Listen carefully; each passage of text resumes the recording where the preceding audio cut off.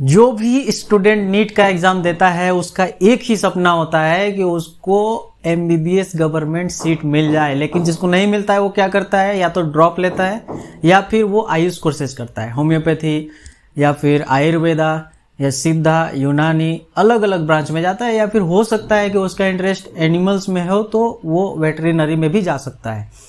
लेकिन अगर मैं अपनी बीएमएस जर्नी की बात करूं कि बीएमएस डिफिकल्ट है या फिर इजी है, बीएमएस में संस्कृत कितना आपको पढ़ना पड़ेगा और क्या संस्कृत आपके समझ में आएगी कि नहीं आएगी, तो ये सभी डाउट्स इस वीडियो में क्लियर होने वाले हैं। तो वीडियो को लास्ट तक जरूर देखिएगा और अगर आप चैनल में नए हैं तो चैनल को सब्सक्राइब जरूर कर लीजिए। सबसे पहले बात समझिए कि जब मैं फर्स्ट ईयर बीएमएस में आया तो यहाँ पे आपको संस्कृत सब्जेक्ट मिलती है एक, जिसमें आपको संस्कृत के बेसिक चीज़ों को सिखाया जाएगा कि संस्कृत के जो श्लोकाज है उसको कैसे पढ़ना है। अभी संस्कृत के श्लोकाज क्यों इंपॉर्टेंट है, तो सबसे पहले समझिए कि आखिर संस्कृत इतना इम्पोर्टेंस क्यों होता है एक बीएमएस स्टूडेंट के लिए। तो जो भी आयुर्वेद के संहिताएं हैं, चरक संहिता, सुश्रुत संहिता, कश्यप संहिता, तो ये सभी संहिताओं को हमारे ऋषि मुनियों ने अपने भाषा में लिखा। उनकी भाषा क्या थी, तो संस्कृत थी।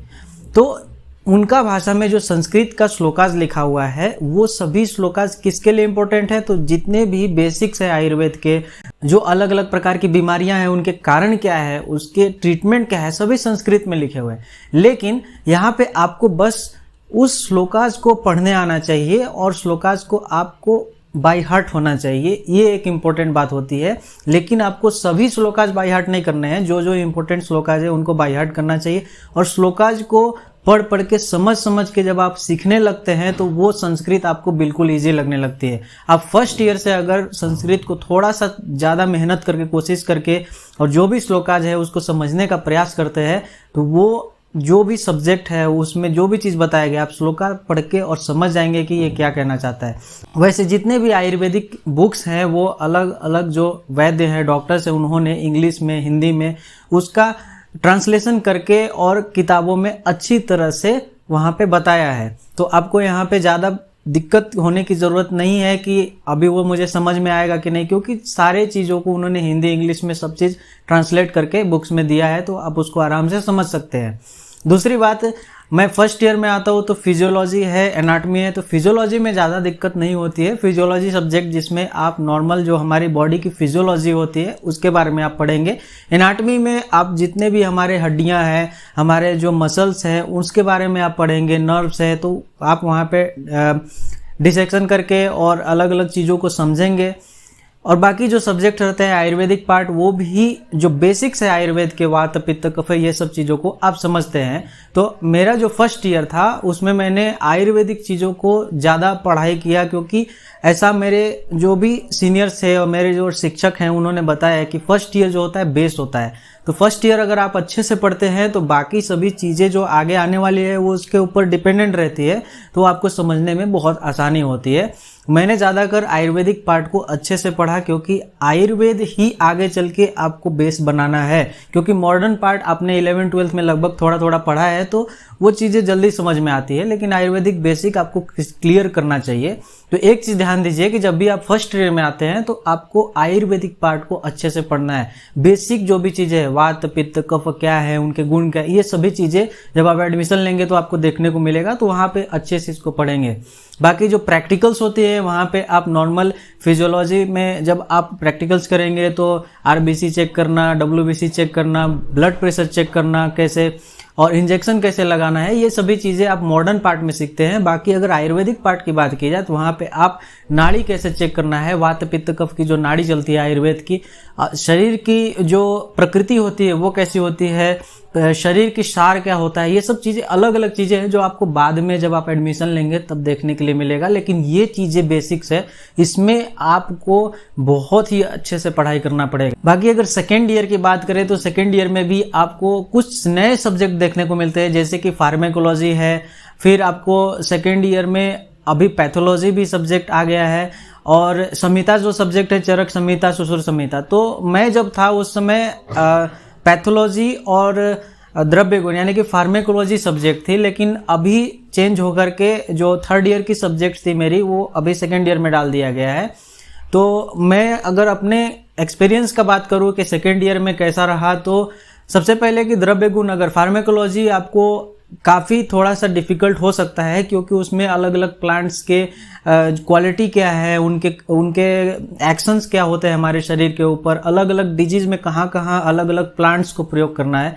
और रसशास्त्र एक सब्जेक्ट होती है जिसमें मिनरल्स नॉन मेटल्स को हम लोग प्योर करके, क्योंकि वो अगर डायरेक्ट यूज़ करेंगे तो हमारे शरीर में जहर की तरह काम करती है, तो उसको प्योर करके कैसे यूज़ करना है वो सब आपको पढ़ना पड़ेगा।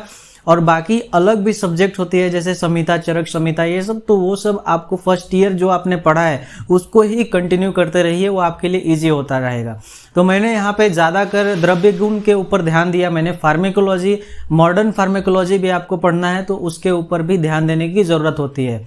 अगर थर्ड ईयर की बात करें, तो जब मैं थर्ड ईयर में आता हूँ तो वहाँ पे टॉक्सिकोलॉजी सब्जेक्ट मिलती है, जहाँ पे आयुर्वेद में आपको अगध तंत्र के बारे में पढ़ना पड़ेगा। तो टॉक्सिकोलॉजी में क्या होता है कि आपको जो अलग अलग प्रकार के जो पॉइजन है, जैसे कि अलग एसिड अगर कोई पी लिया, ये सब अलग अलग चीज़ों की वजह से शरीर में पॉइजन हो जाती है, तो उसको कैसे ठीक करना है। और टॉक्सिकोलॉजी में आपको अलग अलग जो एनिमल्स है उसको काटने से क्या होता है, सांप को काटने से या फिर बिच्छू को काटने से, अलग अलग जो भी कीटाणु हैं उनके काटने से अगर शरीर में विष फैलता है तो उसके बारे में आप पढ़ेंगे, और उसको कैसे ठीक करना है, उसकी इंजेक्शन क्या होती है, उसकी मेडिसिन क्या होती है, वो सब चीज़ें के बारे में आप थर्ड ईयर में यहाँ पे पढ़ाई करते हैं। और थर्ड ईयर में एक इम्पोर्टेंट सब्जेक्ट मेरी जो थी उस समय वो थी कौमारभृत्य, यानी कि बाल चिकित्सा, जिसे हम लोग पेडियाट्रिक्स के नाम से मॉडर्न में जानते हैं। तो वहाँ पे बच्चों का बीमारियों के बारे में आप पढ़ेंगे, बच्चों का जो डिजीज़ होता है अलग अलग प्रकार के, और बच्चों की जो मेडिसिन की डोजेज होती है वो कैसे देना है, उनमें अलग अलग बीमारियों को टेस्ट कैसे करना है, उनका जो शरीर होता है उसको अच्छे से आपको समझ करके मेडिसिन का डोज को प्रॉपर समझ करके तब उसको आपको ट्रीट करना पड़ता है। तो जो कॉन्जेनाइटल डिजीज होती है, यानी कि बर्थ से जो डिजीज होती है, वो सब के बारे में भी आपको वहाँ पे पढ़ना पड़ेगा। और मैं जब प्रैक्टिकल्स में था तो प्रैक्टिकल्स में वहाँ पे आयुर्वेदिक के संबंधित अलग अलग जो पेशेंट आते थे, छोटे छोटे बच्चे, जैसे कि जो डाउन सिंड्रोम का पेशेंट आते थे बच्चे, अलग अलग जो कॉन्जेनाइटल डिजीज के पेशेंट आते थे, तो आयुर्वेद का हम लोग यहाँ पे जो ट्रीटमेंट चलता था तो उसको खुद हम लोग देखते थे, उसको प्रैक्टिस भी करते थे और पेशेंट का हिस्ट्री भी लेते थे। तो इस तरह से मैंने यहाँ पे जो है बच्चों पेडियाट्रिक्स का चीज़ों को अच्छे से सीखा। बाकी अगर फाइनल ईयर की बात करूँ मैं, तो जब फाइनल ईयर में आए तो फाइनल ईयर में मेन सब्जेक्ट जो होती है वो होती है सर्जरी, जिसे शल्य तंत्र के नाम से जाना जाता है। तो सर्जरी में जो भी डिजीजेस अगर टैबलेट ये सब जो भी ओरल मेडिकेशन से ठीक नहीं हो पा रहे हैं, उसको सर्जिकल मेथड से कैसे ठीक करना है। तो यहाँ पे जो आपने फर्स्ट ईयर में एनाटॉमी पढ़ा था वो यहाँ पे बहुत ही इंपॉर्टेंट हो जाता है। इसलिए आपको फर्स्ट ईयर एनाटॉमी अच्छे से पढ़ना है, ताकि फाइनल ईयर में जब आप आएंगे तो आपको सर्जरी सब्जेक्ट मिलेगा। तो जितना भी एनाटॉमी आपने पढ़ा है वो सभी चीज़ों का प्रयोग होने वाला है।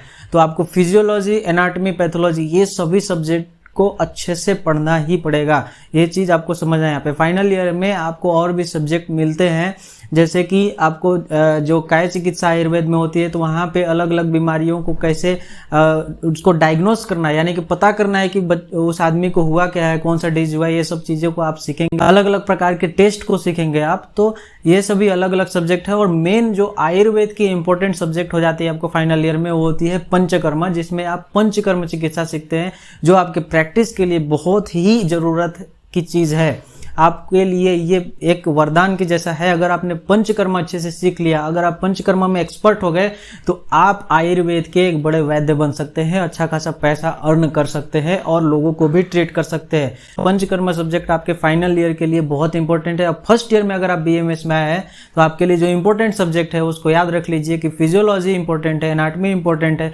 और आयुर्वेद के बेसिक्स को आप जरूर पढ़िएगा। संस्कृत को अच्छे से सीख लीजिएगा, श्लोका को समझने में आसानी हो जाएगी। संस्कृत बिल्कुल भी हार्ड नहीं है, आप उसको पढ़ने लगेंगे तो धीरे धीरे समझ जाएंगे।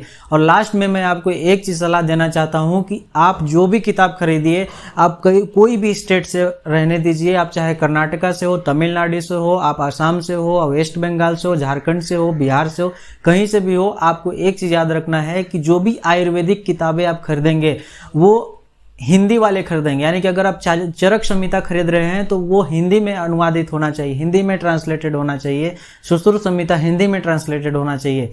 जब आप हिंदी को अच्छे से पढ़ेंगे तो वो चीज़ आपको ज़्यादा कोरिलेट हो पाएगी संस्कृत के मीनिंग से, लेकिन इंग्लिश वाली पूरी चेंज हो जाती है। तो इस तरह से यहाँ से मैंने आपको ये सभी चीज़ों को अच्छे से क्लियर किया है। अगर वीडियो अच्छी लगी हो तो लाइक ज़रूर कीजिएगा। धन्यवाद।